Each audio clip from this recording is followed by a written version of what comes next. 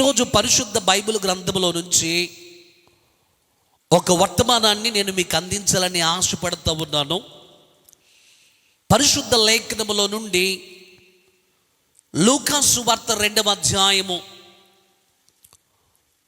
లూకా సువార్త 2వ అధ్యాయము 1 నుండి 7 వచనములు నేను చదువుతాను. బైబిల్ గ్రంథములో ఉన్న వారందరూ కూడా మీ గ్రంథాలు తెరచి చూడాలి అని ప్రభు పేరిట మనవి చేస్తూ ఉన్నాను. ఆ దినములలో సర్వలోకమునకు ప్రజాసంఖ్య వ్రాయవలనని కైసరు ఔగుస్తు వలన ఆజ్ఞాయను. ఇది కురేనియు సిరియా దేశమునకు అధిపతి అయి ఉన్నప్పుడు జరిగిన మొదటి ప్రజాసంఖ్య. అందరూ ఆ సంఖ్యలో వ్రాయబడుటకు తమ తమ పట్టణములకు వెళ్ళిరి. యోసేపు దావీదు వంశములోను గోత్రములోను పుట్టినవాడు గనుక తనకు భార్యగా ప్రదానము చేయబడి గర్భవతి అయి ఉండిన మరియతో కూడా ఆ సంఖ్యలో వ్రాయబడుటకు గలిలయలోని నజరేతు నుండి యోదయాలోని బెత్లెహేము అనబడిన దావీదు ఊరికి వెళ్ళాను. వారక్కడ ఉన్నప్పుడు ఆమె ప్రసవ దినములు నిండెను గనుక తన తొలిచూరి కుమారుని కని పొత్తిగొడ్డలతో చుట్టి సత్రములో వారికి స్థలము లేనందున ఆయనను పశువుల తొట్టిలో పొరుండబెట్టెను. గలిలయ దేశంలో నజరేతు అనేటువంటి ఊరు ఒకటి ఉంది. ఈ నజరేతులో దావీదు వంశమునకు చెందినటువంటి వాడు, ఆ గోత్రానికి చెందినటువంటి వ్యక్తి ఒక ఆయన ఉన్నాడు. ఆయన పేరు యోసేపు. ఈ యోసేపుకి మరియా అనబడినటువంటి పేరు కలిగినటువంటి స్త్రీకి వీరిద్దరికి కూడా ప్రదానము చేయబడారు. అంటే ఎంగేజ్మెంట్ జరిగింది. పెద్దలు వారిద్దరికి కూడా ప్రదానం చేశారు, ఇంకా పెండ్లి అవ్వలేదు. ఇలా ప్రదానము చేయబడిన తర్వాత ఒక రోజున గాబ్రియేలు అనేటువంటి పేరు కలిగినటువంటి దేవదూతను ప్రభువారు మరియ దగ్గరకు పంపించినప్పుడు ఇప్పుడు గాబ్రియేలు దూత మరియ దగ్గరకు వచ్చి ప్రభువు ఏదైతే వర్తమానము చెప్పమన్నాడో ఆ వర్తమానం చెప్తూ గాబ్రియేలు దూత అంది కదా, మరియా నీవు దయాప్రాప్తురాలవు, నీకు శుభము అని చెప్పి ఆ మాట చెప్పగానే మరియా ఆలోచించుకుంటా ఉంది కదా, ఏంటి నాకు శుభమేంటి, నేను దయాప్రాప్తురాలు అవ్వటం ఏంటి అని ఆలోచన చేస్తూ ఉంటే ఇప్పుడు గాబ్రియేలు దూత మరియతో మాట్లాడుతూ అంది కదా, పరిశుద్ధాత్ముడు నిన్ను దర్శించబోతా ఉన్నాడు, నీవు గర్భము ధరిస్తావు, నువ్వు ఒక కుమారుని కంటావు, ఆయనకు యేసు అనేటువంటి పేరు పెడతావు అని చెప్పి. ఇప్పుడు మరియా అంది కదా, నాకు ఇంకా పెళ్లి కాలేదు కదా, ఎంగేజ్మెంట్ అయిపోయింది, ఎలా జరుగుతుంది ఈ కార్యము, ఈ వింత ఎలా జరుగుతుంది అనగానే గాబ్రియేలు దూత మాట్లాడుతూ అంది కదా, ప్రభువు నిన్ను దర్శిస్తాడు, పరిశుద్ధాత్మ నిన్ను కమ్ముకుంటాడు కనుక నీవు గర్భము ధరిస్తావో, పుట్టబోయేటువంటి వాడు పరిశుద్ధుడై సర్వోన్నతుని యొక్క దేవుని కుమారుడని పిలువబడతాడు అని ఆ మాటలన్నీ కూడా గాబ్రియేలు దూత ఆ శుభాలన్నీ కూడా మరియతో చెప్పి, సరే మరియా గర్భము ధరించింది. గర్భము ధరించిన తర్వాత యోసేపు కూడా ఆమెను చాలా జాగ్రత్తగా చూసుకుంటా ఉన్నాడు. వారు నజరేతు అనేటువంటి ప్రాంతంలో ఉంటూ ఉన్నప్పుడు రోమా దేశంలో మొట్టమొదటిగా ఒక ఆయన చక్రవర్తిగా నియమింపబడ్డాడు. ఆయన పేరు ఔగుస్తు. సీజర్ అని పిలుస్తారు, ఇంగ్లీష్ సీజర్ అగస్టస్ అని పిలుస్తారు. ఈ కైసర్ ఔగుస్తు అనేటువంటి వ్యక్తి ఆ రోమా దేశంలో, ఆ రోమన్ వరల్డ్లో మొట్టమొదటి రోమన్ ఎంపరర్గా, మొట్టమొదటి రోమన్ చక్రవర్తిగా నియమించబడ్డాడు. ఇప్పుడు ఈ చక్రవర్తి ఒక ఆజ్ఞనిచ్చాడు ఏంటంటే, ఎవరెవరు ఏ ప్రాంతంలో ఉన్నా, ఏ ఊరిలో ఉన్నా మీరు ప్రజాసంఖ్యలో మీ పేరు వ్రాయించుకోవాలి అని అన్నాడు. ఇక ఎవరి ప్రాంతాలకు వారు బయలుదేరారో ప్రజాసంఖ్యలో వారి పేర్లు వ్రాయించుకోవటానికి. ఎందుకు కైసరు ఔగుస్తు ప్రజాసంఖ్య వ్రాయాలి అని ఆలోచన చేశాడు, ప్రజాసంఖ్య వ్రాయాలి అని ఆజ్ఞాపించాడు, ప్రజలందరూ కూడా ప్రజాసంఖ్యలో చేర్చబడాలి అని ఆజ్ఞాపించాడు అంటే ప్రజాసంఖ్యలో పేరు వ్రాయబడితే వారికి ట్యాక్స్ వస్తుంది, రోమన్ గవర్నమెంట్ వారికి పన్నులు వస్తాయి. కాబట్టి అందరూ కూడా ప్రజాసంఖ్యలో వ్రాయబడాలి అని చెప్పారు. సరే, ఇప్పుడు యోసేపు బెత్లెహేము ప్రాంతానికి చెందినవాడు, దావీదు యొక్క వంశములో ఆ గోత్రములో పుట్టినవాడు కాబట్టి తన భార్య అయినటువంటి మరియను తీసుకొని ప్రజాసంఖ్యలో వారి పేరులో వ్రాయించుకోవటానికి వారు బెత్లెహేం అనబడినటువంటి ప్రాంతానికి వారు వచ్చారు. బెత్లెహేం అనేటువంటి ప్రాంతానికి వారు వచ్చినప్పుడు మరియమ్మకి అప్పటికే ప్రసవ దినములు నిండిపోయాయి. ప్రసవించేటువంటి సమయం వచ్చినప్పుడు ఆమెకి ప్రసవము ఇవ్వటానికి ఎక్కడా కూడా స్థలము లేకపోతే సత్రములో కూడా స్థలము లేదట. అలాంటి సందర్భంలో మరియా యేసు ప్రభు వారికి యేసుబాబుకు జన్మనిస్తే ఆయన ఏం చేశారు అంటే పొత్తి గుడ్డలతో చుట్టి సత్రములో వారికి స్థలము లేనందున పశువుల తొట్టిలో ఆయన ఏం చేశారో పొరొండబెట్టి.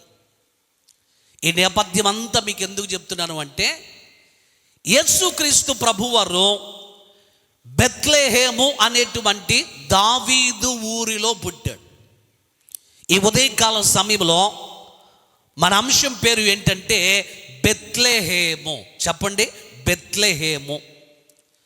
యేసు ప్రభువారు బెత్లెహేములోనే ఎందుకు జన్మించాడు? యేసు ప్రభువారు బెత్లెహేములోనే పుట్టడానికి గల కారణం ఏంటి అని పరిశుద్ధ బైబిల్ గ్రంథంలో మనము చదువుతూ ఉన్నప్పుడు చాలా శ్రేష్టమైనటువంటి విషయాలు మనకు కనబడతాయి. బెత్లెహేము అనేటువంటిది ఒక చిన్న గ్రామం. ఇప్పటికీ ఆ చిన్న గ్రామంలో ఇంచుమించుగా ఒక 30,000 మంది కంటే ఎక్కువ మంది ఉండరు. అంటే అంత స్వల్పమైన ఎన్నికలేనటువంటి చిన్న గ్రామం. అయితే యేసు ప్రభువారు ఆ బెత్లెహేము గ్రామంలో పుట్టాడు కాబట్టి అక్కడ పాలస్తీనాలో ఇప్పుడు ఆ పాలస్తీనా గవర్నమెంట్ కింద వారందరూ కూడా ఉన్నారు. యేసు ప్రభు ఎక్కడైతే పుట్టాడో అక్కడ ఒక చర్చిని కట్టి ఆ చర్చికి చర్చ్ ఆఫ్ నేటివిటీ అని పేరు పెట్టారు. ప్రతి సంవత్సరం కొన్ని మిలియన్ల మంది ప్రజలు ప్రతిరోజు సంవత్సరం వచ్చేసరికి ప్రతిరోజు చాలామంది టూరిస్టులు ప్రపంచంలో ఆయా దేశాల నుంచి అక్కడికి వెళ్ళి యేసయ్య పుట్టినటువంటి ఆ స్థలాన్ని, యేసయ్య జన్మించినటువంటి ఆ ప్రాంతాన్ని, ఆ చర్చ్ ఆఫ్ నేటివిటీ చూసి వారు ప్రభువుని గణపరుస్తూ ఉంటారు. అలా సంవత్సరానికి కొన్ని మిలియన్ల మంది టూరిస్టులుగా వెళ్ళి యేసయ్య పుట్టినటువంటి ఆ ప్రాంతాన్ని దర్శించుకుని వస్తూ ఉంటే ఆ గవర్నమెంట్కి 65% ఇన్కమ్ వెల్త్ వస్తూ ఉంటుంది. ఈ రోజున బెత్లెహేమును గురించి కొన్ని విషయాలు, అసలు ఎందుకు యేసు ప్రభువారు బెత్లెహేములోనే జన్మించాడో, ఎక్కడుంది ఈ బెత్లెహేము గ్రామం అంటే యెరూషలేము పట్టణానికి దక్షిణ దిశగా 6.2 మైళ్ళ దూరం. మనం కిలోమీటర్స్లోకి కన్వర్ట్ చేసుకుంటే ఇంచుమించుగా ఒక 10 కిలోమీటర్ల దూరంలో యెరూషలేము పట్టణానికి దక్షిణ దిశగా ఈ బెత్లెహేము అనేటువంటి గ్రామం, బెత్లెహేము అనేటువంటి ప్రాంతం. ఈ బెత్లెహేమును యేసు ప్రభువారు పుట్టడానికి ఆ ప్రాంతాన్ని ప్రభువారు ఎన్నుకున్నాడు. బెత్లెహేము అనేటువంటి మాట మనం వింటూ ఉన్నప్పుడు బెత్లెహేముకున్నటువంటి మరొక పేరు ఏంటంటే ఎఫ్రాతా. చెప్పండి, ఏం పేరు? ఎఫ్రాతా. ఈ బెత్లెహేము అనేటువంటి గ్రామమును గురించి, ఈ చిన్న ప్రాంతాన్ని గురించి మనం చదువుతూ ఉన్నప్పుడు పరిశుద్ధ బైబిల్ గ్రంథంలో బెత్లెహేమును గురించినటువంటి మాటలు చాలా మనకు కనబడతాయి. ఆదికాండం 48వ అధ్యాయం 7వ వచనంలో మనం చదివినప్పుడు యాకోబు భార్య అయినటువంటి రాహేలు చనిపోయిన తర్వాత ఈ బెత్లెహేము ఎఫ్రాతా మార్గములోనే రాహేలుని యాకోబు ఏం చేశాడో అక్కడ చనిపోతే ఆమెను పాతి పెట్టి అక్కడ రాహేలును సమాధి చేసి, అంత మాత్రమే కాదు కానీ రూతు గ్రంథంలో మనము చదువుతూ ఉన్నప్పుడు, రూతు గ్రంథం 1వ అధ్యాయంలో నుండి మనం చదువుతూ వెళ్తూ ఉంటే, యోదియా ప్రాంతానికి చెందినటువంటి బెత్లెహేములో ఎలీమెలెకు అనేటువంటి పేరు కలిగినటువంటి వ్యక్తి ఒక ఆయన ఉన్నాడు. ఆ దేశంలో కరువు వచ్చిందని తన భార్యను తన కుమారులను వెంట పెట్టుకొని వారు ఎక్కడికి వెళ్ళారు? మోయాబు దేశానికి వెళ్ళిపోయారు. అక్కడికి వెళ్ళిపోయిన తర్వాత ఎలీమెలెకు చనిపోయాడు. తర్వాత కుమారులు ఇద్దరు కూడా చనిపోయారు. ఇక భార్య కోడండ్రే మిగిలిపోయారు. నయోమి ఎంత ఒంటరిగా వేదనతో ఉందో, భర్త లేడు, కుమారులు ఇద్దరు లేరు, కోడండ్రని ఇద్దరిని పెట్టుకుని ఉంటే చిన్న కోడలు వార్పాయేమో అత్తమ్మకు బాయి చెప్పి వెళ్ళిపోయింది. రూతు మాత్రం అత్తను వెంబడిస్తూ అక్కడే ఉంది. కరువు తీరిపోయిన తర్వాత బెత్లెహేములో ఆహారం దొరుకుతుందని తెలిసినప్పుడు రూతును వెంట పెట్టుకుని మరలా తన స్వంత ప్రాంతానికి బెత్లెహేమునకు వెళ్ళినప్పుడు రూతు జీవితంలో ఒక క్రొత్త అధ్యాయాన్ని, రూతు జీవితాన్ని ప్రభువారు మలుపు తిప్పి బోయాజు వివాహం చేసుకునేటట్లుగా చేసి ఒక నూతనమైనటువంటి జీవితాన్ని, ఒక నూతనమైన చాప్టర్ని ప్రభువారు రూతుకు అనుగ్రహించు. ఎక్కడ? బెత్లెహేము ప్రాంతంలో. ఆ తర్వాత ఇశ్రాయేలులకు 2వ రాజుగా పిలువబడినటువంటి దావీదుది ఏ ప్రాంతం? బెత్లెహేము గ్రామానికి చెందినటువంటి వాడు. బెత్లెహేములో గొర్రెలను కాచుకుంటూ పొలాల వెంబడి తిరుగుతూ ఉంటే దావీదును ప్రభువారు రాజుగా చేసి ఇశ్రాయేలు వారి మీద, యోధా వారి మీద పరిపాలన చేయటానికి దావీదును ప్రభువారు ఎన్నుకున్నాడు. ఇశ్రాయేలు వారికి ఒక శిరస్సుగా, ఇశ్రాయేలు వారికి ఒక దీపముగా ప్రభువారు దావీదును ఉంచాడు. దావీదు యొక్క స్వంత గ్రామము బెత్లెహేము. దావీదు ఆ ప్రాంతంలోనే పుట్టాడు. అలా రాజుగా దావీదును నియమించి దావీదు ద్వారా ఇశ్రాయేలులకు ఒక మంచి పరిపాలన ప్రభువారు అందించారు. ఇవన్నీ కూడా బెత్లెహేము గ్రామంలో జరిగినటువంటి సందర్భాల్లో మనకు కనబడుతూ ఉంటాయి. అయితే యేసుక్రీస్తు ప్రభువారు ఈ చిన్న గ్రామమైనటువంటి బెత్లెహేము గ్రామంలో యేసు ప్రభువారు ఎందుకు జన్మించాడు? యేసు ప్రభువారు ఆ ప్రాంతంలోనే పుట్టడానికి గల కారణం ఏంటో పరిశుద్ధ బైబిల్ గ్రంథంలో నుండి ఈరోజు 3 విషయాలు మీకు చెప్తాను. ఎందుకు యేసు ప్రభువారు బెత్లెహేములోనే జన్మించాడు, బెత్లెహేము గ్రామంలోనే ప్రభువారు పుట్టడానికి గల కారణాలు ఏంటి అని పరిశుద్ధ లేఖనంలో మనం చదువుతూ ఉన్నప్పుడు 3 విషయాలు నాకు కనబడ్డాయి. ఆ 3 మాటలు మీకు త్వరగా చెప్పి నా సందేశాన్ని ముగిస్తాను, గమనించండి. మొదటి మాట, మీకా గ్రంథము 5వ అధ్యాయము, పరిశుద్ధ లేఖనములో నుండి మీకా గ్రంథము 5వ అధ్యాయము 2వ వచనాన్ని మనము చదువుకుందాం. బెత్లెహేము, ఎఫ్రాతా, యోధా వారి కుటుంబములలో నీవు స్వల్ప గ్రామమైనను నా కొరకు ఇశ్రాయేలీలను ఏలబోవువాడు నీలో నుండి వచ్చును. పురాతన కాలము మొదలుకొని శాశ్వత కాలము ఆయన ప్రత్యక్షమగుచూ ఉండెను. బెత్లెహేములోనే యేసు ప్రభు వారు జన్మించడానికి గల కారణం ఏంటంటే, ప్రవక్తలో యేసుక్రీస్తు ప్రభు వారు బెత్లెహేములో జన్మిస్తాడు అని వారు ముందుగానే ఏం చేశారు? ప్రవచించారు. ప్రవచనాల సారాంశమే యేసుక్రీస్తు ప్రభు వారి యొక్క పుట్టుక.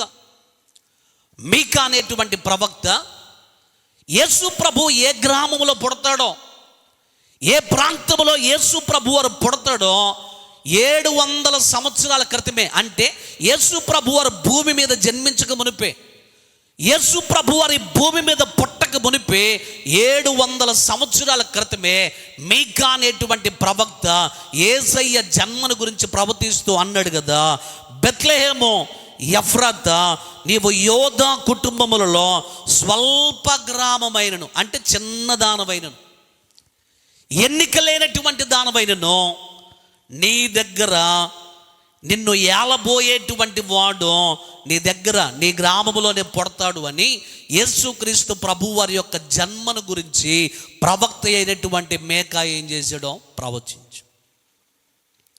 ఆ ప్రవచనాలన్నీ కూడా ప్రభువారు పుట్టుట ద్వారా నెరవేర్చబడ్డాయి. ఆ ప్రవచనాలన్నీ కూడా యేసు ప్రభువారు జన్మించడం ద్వారా అవన్నీ కూడా ఫుల్ఫిల్ చేయబడ్డాయి, నెరవేర్చబడ్డాయి. మీకా ప్రవక్త ఏమో ఎగ్జాక్ట్గా ఏ ప్లేస్లో ప్రభువారు పుడతాడో ఆ బెత్లెహేము గ్రామాన్ని గురించి మీకా ప్రవక్త మాట్లాడాడు. అలాగే యెషయా గ్రంథంలో మనము చదువుతూ ఉంటే యేసుక్రీస్తు ప్రభువారిని గురించి యెషయా ప్రవక్త కూడా 700 సంవత్సరాల క్రితమే యేసు ప్రభువారు పుడతాడు అని, ఆయన ఎలాంటి వాడో కొన్ని విషయాలు యెషయా భక్తుడు కూడా, యెషయా ప్రవక్త కూడా వ్రాసాడు. పరిశుద్ధ లేఖనములో మనము చదివితే యెషయా గ్రంథము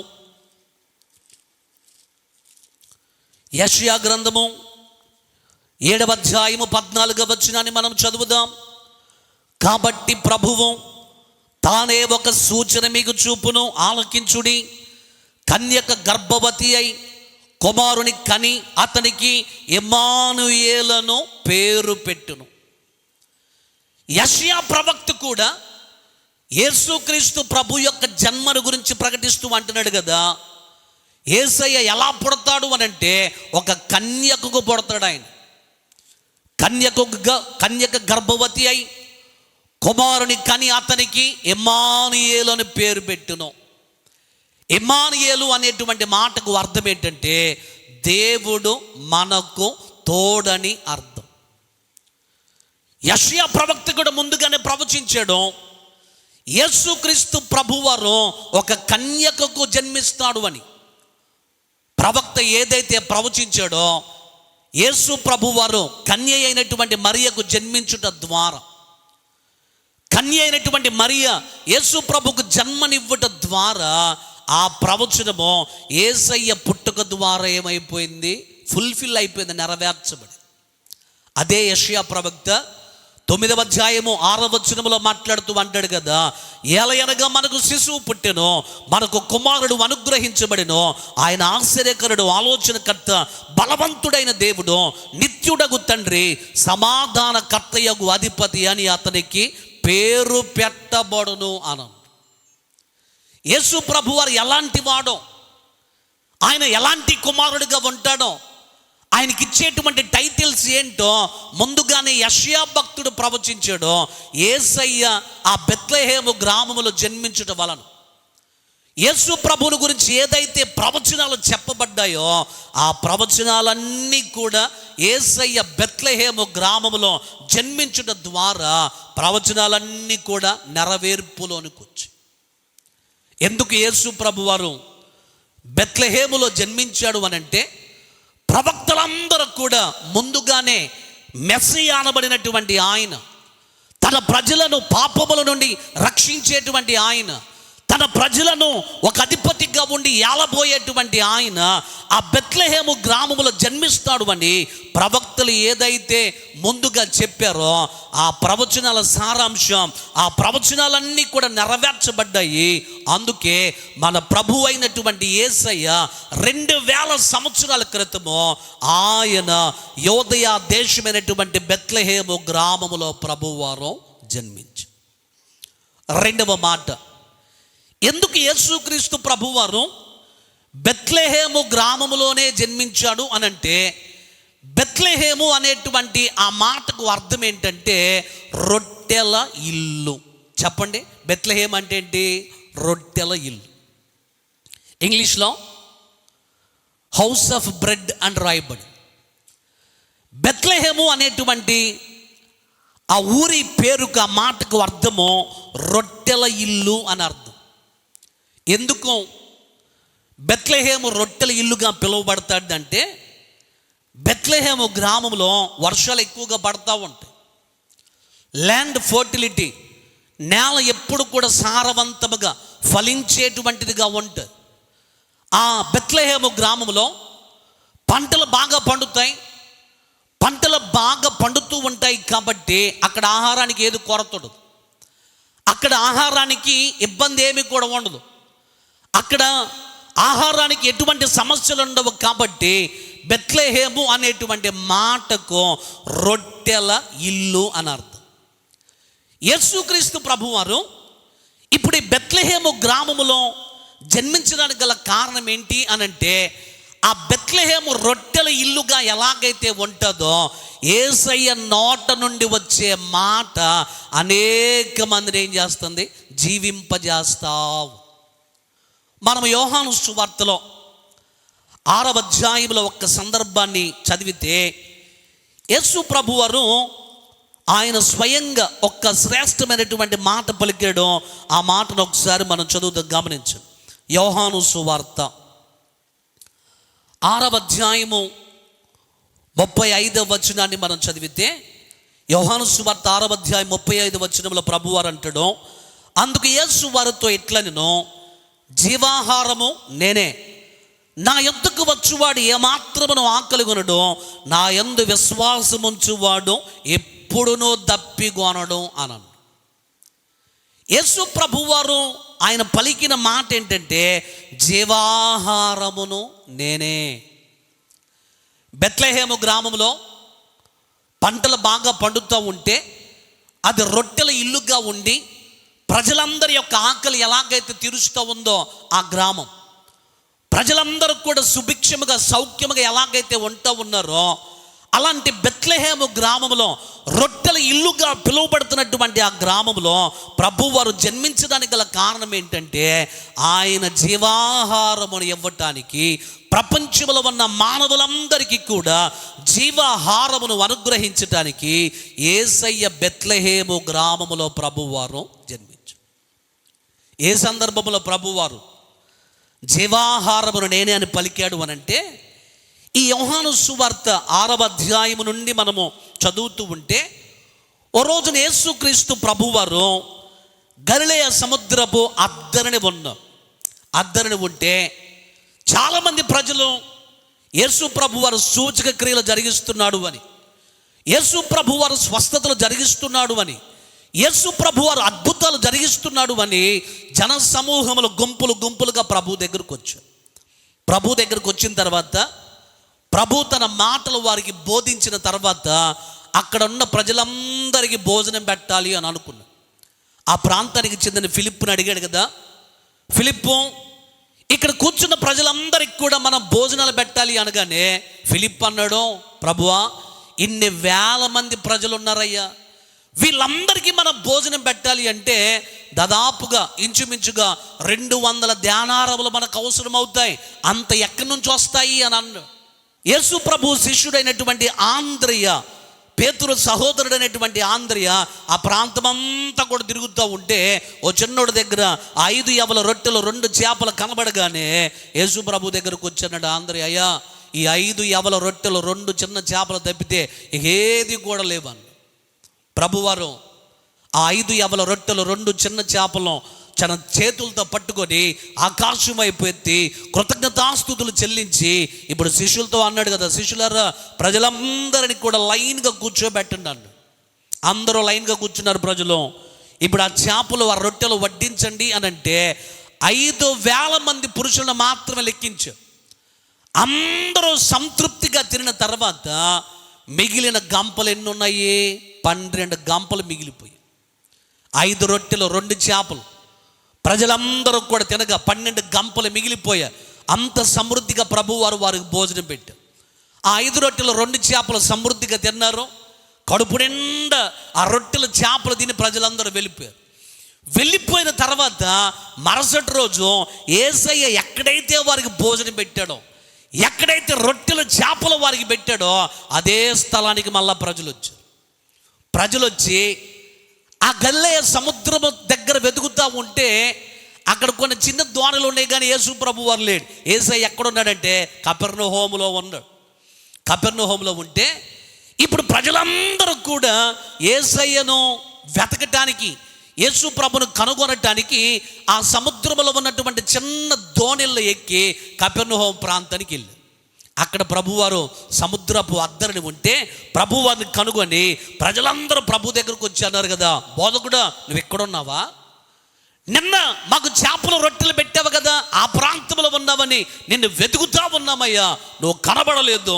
ఇదిగో ఆ గల్లే సముద్రంలో చిన్న దోణిలో వెతుక్కొని కపెర్నహూము ప్రాంతానికి వచ్చాము అని అనగానే యేసు ప్రభు వారు ఒకే ఒక మాట, నన్ను ఎందుకు వెతుకుతున్నారో నాకు తెలుసు, మీరు నా కొరకు ఎందుకు వెతుకులాడుతూ ఉన్నారో, ఎందుకు నన్ను కనుగొనాలన్నారో నాకు తెలుసు అని ప్రభువారు అన్నాడు.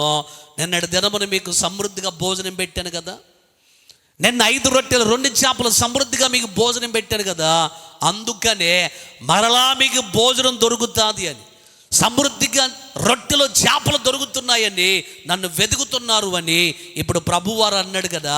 క్షయమైనటువంటి ఆహారం కోసం మీరు కష్టపడద్దు, అక్షయమైనటువంటి ఆహారం కోసము మీరు కష్టపడండి అని యేసు ప్రభువారు అన్నాడు కదా.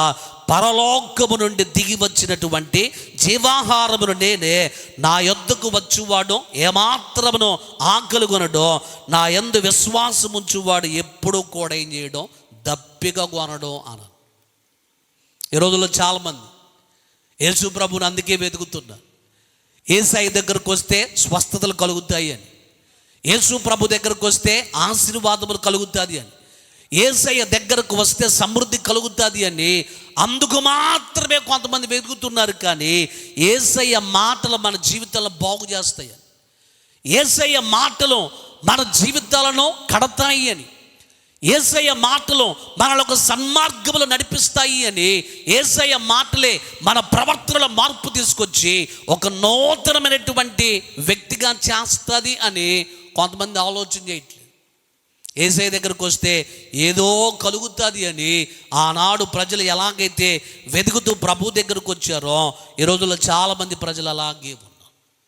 కానీ యేసు ప్రభు వారు బెత్లెహేము అనేటువంటి గ్రామంలో జన్మించడానికి గల కారణం ఏంటంటే, ఆ బెత్లెహేము రొట్టెల ఇల్లుగా ఉంటే ఆయన నోట నుండి వచ్చేటువంటి మాట ద్వారా మనము బ్రతికించబడాలి అని, మన ఆత్మ రక్షించబడాలి అని, మనం ఒక సన్మార్గంలో నడవాలి అని, మనము పరలోక రాజ్యానికి సిద్ధపడాలి అని ఆయన బెత్లెహేమ్ అనేటువంటి గ్రామములో జీవాహారము మనకు అనుగ్రహించడానికి ఆ గ్రామములో ప్రభువారు జన్మించుడు. దేవునికి స్తోత్రం చెప్దామా.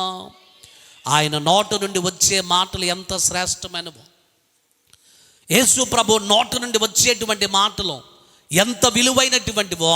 ఆయన మాటలు అనేక మందిని బాగు చేసి, ఆయన మాటలు అనేక మంది జీవితాలను కట్టాయి, ఆయన మాటలు అనేక మంది జీవితాలను ఆదరించాయి, ఆయన మాటలు అనేక మంది బ్రతుకులను మార్చాయి. కనుక జీవాహారమైనటువంటి ఆయన మాటలు వినడానికి, మనము మార్పు చెందడానికి, మనం ఒక మంచి నూతనమైన సన్మార్గములో నడవడానికి 2000 సంవత్సరాల క్రితము మన ప్రభువు అయినటువంటి యేసయ్య బెత్లెహేము అనేటువంటి గ్రామములో ఆయన జన్మించాడు. ప్రపంచంలో చాలామంది ఫిలాసఫర్స్ వారి ఫిలాసఫీని, వారి తత్వాన్ని ప్రపంచంలో ఉన్న ప్రజలకు అందించారు. ఫర్ ఎగ్జాంపుల్, గ్రీసు దేశానికి చెందినటువంటి ఫిలాసఫర్స్ చాలామంది ఉన్నారు. వారిలో సోక్రటీస్ అనేటువంటి ఒక వ్యక్తి ఉన్నాడు. తన ఫిలాసఫీని, తన తత్వాన్ని ప్రపంచంలో ఉన్న ప్రజలందరికీ కూడా వినిపించాడు. నా ఫిలాసఫీ ద్వారా ప్రజలు కొత్త విషయాలు తెలుసుకోవాలి అని, నా ఫిలాసఫీ ద్వారా ప్రజలు కొన్ని మెథడ్స్ తెలుసుకోవాలి అని 50 సంవత్సరాలు తన ఫిలాసఫీని ప్రజలకు అందించారు. అయితే క్రొత్త విషయాలు ప్రజలు తెలుసుకున్నారు, కానీ ప్రజల జీవితాలలో మార్పు, ప్రజల జీవితాలలో ఒక నూతనమైనటువంటి ప్రవర్తన ఏది కూడా తీసుకురాలేదు. సోక్రటీస్ 50 సంవత్సరాలు తన ఫిలాసఫీని ప్రజలకు అందించారు. ఆ తర్వాత అరిస్టాటిల్ అనేటువంటి వ్యక్తి ఇంచుమించుగా 30 సంవత్సరాలు తన ఫిలాసఫీని కూడా ప్రపంచానికి అందించారు. అరిస్టాటిల్ అనేటువంటి ఫిలాసఫర్ తన యొక్క తత్వాన్ని, తన ఫిలాసఫీని ప్రజలకి కొన్ని సంవత్సరాలు అందించారు. వీరు అందించిన ఫిలాసఫీలో, వీరి బోధలో, వీరి తత్వాల్లో ప్రపంచంలో ఏ మనిషిని కూడా మార్చలేకపోయాయి. కానీ మన యేసయ్య ఈ భూమి మీద 33.5 సంవత్సరాలు బ్రతికితే కేవలం 3.5 సంవత్సరాలు మాత్రమే ఆయన తన తండ్రి యొక్క రాజ్యమును గూర్చిన మాటలు ప్రకటిస్తే, ఈ 3.5 సంవత్సరాలలో మన యేసయ్య చేసినటువంటి బోధలో, ఆయన మాటలో ప్రపంచంలో ఉన్న ప్రజలందరినీ కూడా కదిలించాయి. ఆయన మాటలే అనేక మంది జీవితాలను బాగు చేశాయి. దేవునికి స్తోత్రం చెప్దామా? అందుకనే ప్రభువారు అంటున్నాడు, జీవాహారమును నేనే. అక్షయమైనటువంటి ఆహారాన్ని మనకి ఇవ్వడానికి ప్రభువారు వచ్చు. క్షయమైనటువంటి ఆహారం కోసం మీరు కష్టపడకండి, అక్షయమైనటువంటి ఆహారం కొరకు కష్టపడండి అన్నాడు. అక్షయమైనటువంటి ఆహారం ఏంటంటే ఆయన నోట నుండి వచ్చినటువంటి ఆయన వాక్కులో ఆయన మాటలే అక్షయమైనటువంటి ఆహారం. ఆ బెత్లెహేము రొట్టెల ఇల్లుగా ఉండి ప్రజల ఆకలిని ఎలాగైతే తీరుస్తూ ఉందో, మనిషి యొక్క ఆత్మ సంబంధమైనటువంటి ఆకలిని తీరుస్తూ మనిషిని ఒక సన్మార్గంలో నడిపిస్తూ ఉన్నాయి మన ప్రభువు అయినటువంటి యేసయ్య నోట నుండి వచ్చినటువంటి మాట. 2 మాటలు. యేసయ్య బెత్లెహేములో జన్మించడానికి గల కారణం ఏంటంటే, ప్రవక్తలు అక్కడ ప్రభువు జన్మిస్తాడని చెప్పారు. ప్రవక్తల ప్రవచనాలన్నీ కూడా నెరవేరాయి. 2వది, యేసు ప్రభువు బెత్లెహేములో జన్మించడానికి గల కారణం ఏంటంటే, బెత్లెహేము అనగా రొట్టెల ఇల్లు. ఆ రొట్టెలు ఎలాగైతే ప్రజల ఆకలిని తీరుస్తూ ఉన్నాయో, ఆయన నోట నుండి వచ్చినటువంటి ఆ మాటలో ఈ రోజున ప్రపంచంలో ఉన్న ప్రతి ఒక్క మనిషిని వెలిగిస్తూ ఉన్నాయి, జీవింపజేస్తూ ఉంది. 3వ మాట, యేసయ్య బెత్లెహేములో జన్మించడానికి గల కారణం ఏంటి అని అంటే, పరిశుద్ధ గ్రంథములో నుండి ఒక్క మాట త్వరగా మీకు గుర్తు చేస్తాను. నిర్గమాకాండము 29వ అధ్యాయము 38వ వచనాన్ని నేను చదువుతానని గమనించిన. నిర్గమాకాండము 29వ అధ్యాయం 38వ వచనం చదివితే, నీవు బలిపీఠము మీద నిత్యమును అర్పింపవలసినది ఏమనగా, ఏడాదివి 2 గొర్రె పిల్లలను, ప్రతిదినమందు ఉదయమందు 1 గొర్రె పిల్లను, సాయంకాలమందు 1 గొర్రె పిల్లను అర్పింపవలెను. ప్రభు ఇశ్రాయేలు ప్రజలకు ఇచ్చిన ఆజ్ఞ. అహరోనుతో, మోషేతో, అహరోను కుమారులతో ప్రభువారు మాట్లాడుతూ ఉన్నారు. ప్రత్యక్షపు గుడారములో బలిపీఠము మీద ప్రతిరోజు దేవునికి బలిపీఠం మీద దహన బలిని అర్పించారు. ఏంటి దహన బలి అంటే, ప్రతిరోజు ఉదయమున సాయంకాలమున 1 గొర్రె పిల్లను బలిపీఠం మీద ఏం చేయాలి? అర్పించాలి. యెరూషలేము దేవాలయంలో ప్రతిరోజు కూడా ఉదయమున సాయంకాలమున 1 గొర్రె పిల్లను దేవునికి దహన బలిగా అర్పించాలి. ఇప్పుడు ఆ ఆలయంలో ఎక్కడి నుంచి గొర్రెలను తీసుకొస్తారు దేవునికి బలి అర్పించేవి? ప్రతి ఉదయమున ప్రతి సాయంకాల సమయమున నైవేద్యముగా దేవునికి దహన బలిని అర్పించటానికి బెత్లెహేములో ఎక్కడైతే గొర్రెలు ఉంటాయో అక్కడ ఉన్నటువంటి గొర్రె పిల్లలను దేవాలయంలోనికి తీసుకొచ్చి బలిపీఠము మీద దహన బలిగా ప్రభువుకు అర్పిస్తారు. ఇప్పుడు ఈ గొర్రె పిల్ల ఎవరు? మన ప్రభు అయినటువంటి యేసయ్య. యోహాను సువార్త 1వ అధ్యాయము 29వ వచనంలో వ్రాయబడినటువంటి మాట ఏంటంటే, ఇదిగో లోక పాపములను మోసుకొని పోవు దేవుని గొర్రెపిల్ల. బాప్తిస్మం ఇచ్చి యోహాను అదే మాట్లాడాడు. యేసుక్రీస్తు ప్రభువారు ఎవరు అనంటే, లోక పాపములను మోసుకొని పోయేటువంటి దేవుని గొర్రెపిల్ల.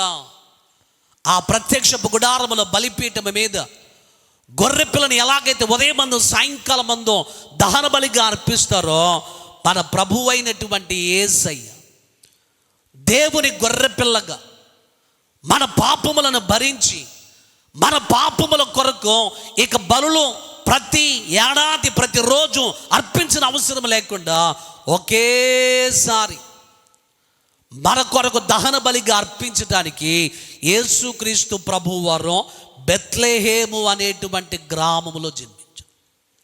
బెత్లెహేము గ్రామంలో వర్షాలు బాగా పడుతూ ఉంటే, గడ్డి పచ్చిక బాగా పెరుగుతూ ఉంటే, ఆ ప్రాంతంలో పెరుగుతున్నటువంటి గొర్రెలు ఏదైతే ఉంటాయో వాటిని శ్రేష్టమైనటువంటి వాటిని ప్రభువుకి బలిగా అర్పించడానికి దేవాలయంలోనికి బలిపీఠం దగ్గరికి తీసుకొచ్చి ఆ బలిపీఠం మీద ఆ గొర్రె పిల్లలను దహన బలిగా అర్పించేవారు. ఇప్పుడు మన ప్రభువు అయిన యేసయ్య లోక పాపములను మోసుకొని పోవం దేవుని గొర్రె పిల్లగా ఈ లోకానికి వచ్చి ఇక ప్రతి ఏటా ఆ కాలంలో సంవత్సరం ప్రత్యక్ష గుడారములోనికి అతి పరిశుద్ధ స్థలములోనికి యాజకుడు వెళ్ళి దహన బలిని అర్పించి ఆ రక్తమును బలిపీఠం మీద ఏం చేయాలి? ప్రోక్షించాలి. ప్రజల పాపాలకి పరిహారం దొరకాలి అనంటే, ప్రజలు వారి పాపములను క్షమించబడాలి అనంటే, ప్రజలకు పాపముల నుండి విడుదల కావాలి అనంటే ఆ దినములలో ప్రత్యక్షపు గుడారము దగ్గరికి ఆ గొర్రె పిల్లలను తీసుకొచ్చి ప్రభువుకు బలిగా అర్పించేటువంటి వారు. ఇక రోజు బలిపీఠం మీద బలి అర్పించిన అవసరం లేకుండా ప్రతి సంవత్సరం ప్రజలందరి కొరకు ఇక బలిని అర్పించినటువంటి అవసరం లేకుండా మన ప్రభువు అయినటువంటి యేసయ్య దేవుని గొర్రె పిల్లగా ఈ లోకానికి వచ్చి మనందరి పాప భారమును మోసి ఆయన మానవ ఆకారాన్ని ధరించుకొని ఈ లోకానికి వచ్చి మన స్థానాన్ని కోరుకొని మన స్థానంలో ప్రభువారు శిక్షను భరించి మన కొరకు ఆయన తన యవ్వన రక్తమును కలువరి సిలువలో చిందించి తన ప్రాణమును ఆయన మన కొరకు పెట్టినటువంటి దేవుని గొర్రెపిల్ల మన కొరకు ప్రాణము పెట్టి మనల్ని బ్రతికించడానికి, మనలను నిత్యరాజ్యంలోనికి తీసుకెళ్ళడానికి 2000 సంవత్సరాల క్రితము మన ప్రభు అయినటువంటి యేసయ్య దేవుని గొర్రెపిల్లగా బెత్లెహేము అనేటువంటి గ్రామములో ప్రభువు వారు జన్మించాడు. దేవునికి స్తోత్రం చెప్దామా? యేసు ప్రభు వారు ఆ బెత్లెహేము గ్రామములో జన్మించినప్పుడు అందుకే మొట్టమొదటిగా దోతలు ఎవరికి తీసుకొచ్చారు వర్తమానం? గొర్రెల కాపరులు. ఈరోజు ప్రభు యొక్క మాటలు వింటున్న మనం యేసు ప్రభు వారు బెత్లెహేములో జన్మించడానికి గల కారణం ఏంటంటే, దేవుని గొర్రె పిల్లగా మన కొరకు తన ప్రాణమును అర్పించడానికి, మనల్ని బ్రతికించడానికి, పరలోక రాజ్యాన్ని మనకి ఇవ్వటానికి ఆయన దేవుని గొర్రె పిల్లగా ఈ లోకానికి వచ్చి బెత్లెహేము అనేటువంటి గ్రామములో ప్రభువారు జన్మించాడు. దేవునికి స్తోత్రం చెప్దామా? అందుకే మీకా ప్రవక్త అంటున్నాడు కదా, ఎఫ్రాతా బెత్లెహేమో, నీవు యోధా కుటుంబంలో అల్పమైన దానమైనను ఇశ్రాయేలుని ఏలబోయేటువంటి వాడు నీలో నుండి వచ్చును అని అన్నాడు. అంత స్వల్ప గ్రామం, అంత చిన్న గ్రామంలో యేసయ్య పుట్టడానికి గల కారణం ఏంటంటే, నెంబర్ 1, యేసయ్య బెత్లెహేములో పుడతాడు అని ప్రవక్తలు ముందుగానే ప్రవచించారు. యేసయ్య జన్మించడం ద్వారా ఆ ప్రవచనము నెరవేర్పులోనికి వచ్చింది. రెండవది, బెత్లెహేము రొట్టెల ఇల్లు కనుక మనలను బ్రతికించడానికి తన జీవాహారమును ఇచ్చి తన మాటల చేత మనకు జీవమును ప్రసాదించడానికి యేసయ్య బెత్లెహేము అనేటువంటి గ్రామములో జన్మించాడు. మూడవది, బెత్లెహేములో ఉన్నటువంటి గొర్రెలు దేవుని యొక్క మందిరములో ప్రత్యక్షపు గుడారములో బలిపీఠము మీద ఎలాగైతే అర్పిస్తారో, ఇప్పుడు యేసయ్య దేవుని గొర్రె పిల్లగా ఈ లోకానికి వచ్చి ఆ బెత్లెహేము గ్రామములో జన్మించడం ద్వారా మనందరి పాపములకు ఏం కలిగింది? విమోచన కలిగింది. మన పాపములన్నీ కూడా ఆయన మోసి మనకు విడుదల కలుగు చేయడానికి దేవుని గొర్రె పిల్లగా ఈ లోకానికి వచ్చి ఆయన బెత్లెహేము అనేటువంటి గ్రామములో జన్మించాడు. కనుక ఈ క్రిస్మస్ దినాలలో ఉన్నటువంటి మనం ఆచారంగా, సాంప్రదాయంగా ఏదో ప్రభు యొక్క పుట్టుకను జరుపుకోకుండా ఆత్మీయ అర్థముతోటి యేసుక్రీస్తు ప్రభు వారి యొక్క జన్మను మనం ఏం చేయాలి చెప్పండి? సెలబ్రేట్ చేసుకో.